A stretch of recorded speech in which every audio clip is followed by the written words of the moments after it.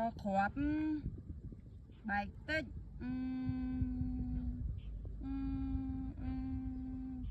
ha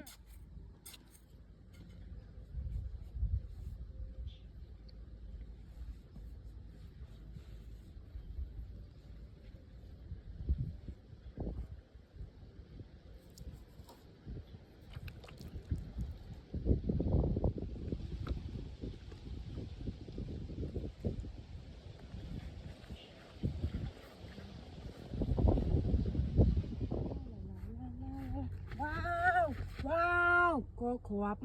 wow wow tinh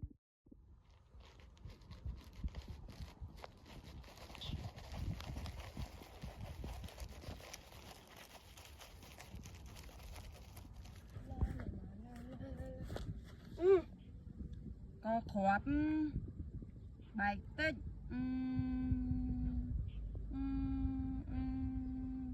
ha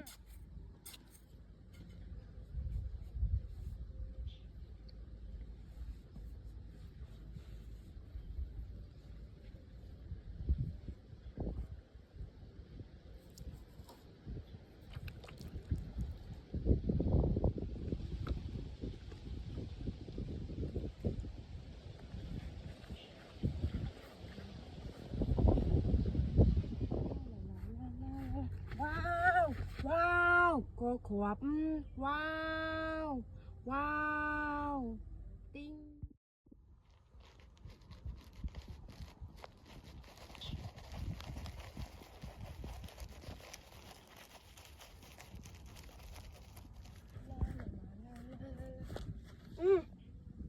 có khóa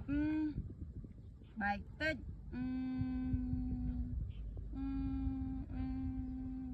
ha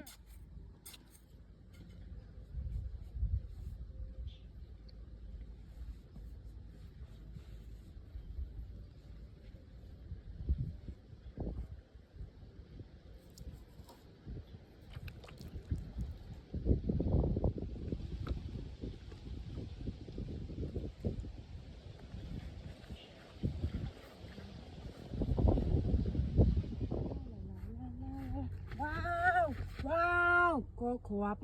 wow wow tinh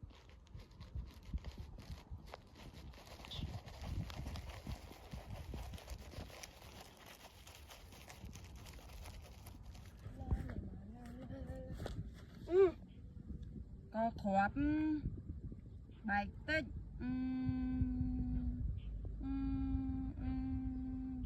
ha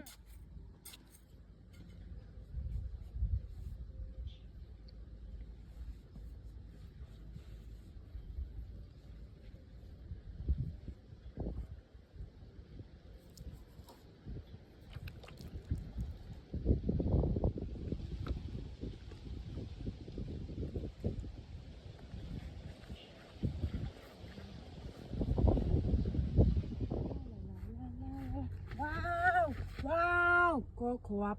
wow wow tinh